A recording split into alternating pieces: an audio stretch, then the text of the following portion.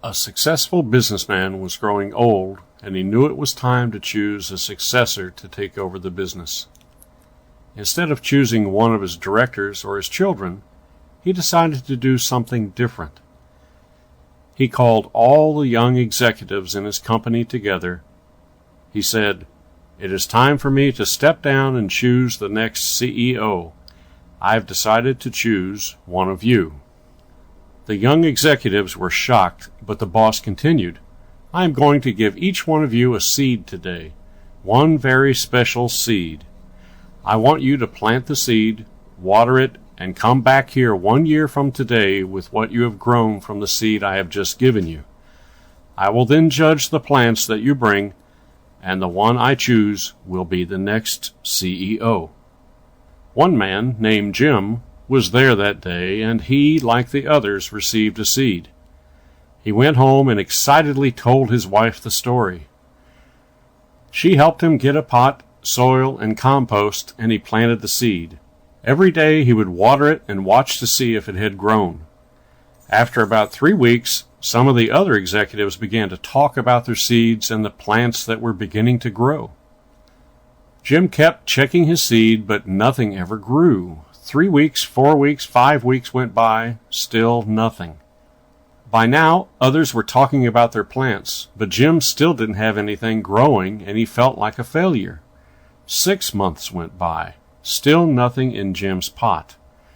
He just knew he had killed his seed. Everyone else had trees and tall plants, but he had nothing. Jim didn't say anything to his colleagues. However, he just kept watering and fertilizing the soil. He so wanted the seed to grow. A year finally went by, and all the young executives of the company brought their plants to the CEO for inspection. Jim told his wife that he wasn't going to take an empty pot, but she asked him to be honest about what happened. Jim felt sick to his stomach. It was going to be the most embarrassing moment of his life, but he knew his wife was right. He took his empty pot to the boardroom. When Jim arrived, he was amazed at the variety of plants grown by the other executives. They were beautiful, in all shapes and sizes. Jim put his empty pot on the floor, and many of his colleagues laughed, but a few felt sorry for him. When the CEO arrived, he surveyed the room and greeted his young executives. Jim just tried to hide in the back. "My, what great plants, trees, and flowers you have grown," said the CEO. "Today, one of you will be appointed the next CEO." All of a sudden, the CEO spotted Jim at the back of the room with his empty pot. He ordered the financial director to bring him to the front. Jim was terrified. He thought, "The CEO knows I'm a failure. Maybe he will have me fired."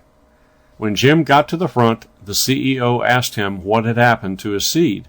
Jim told him the story.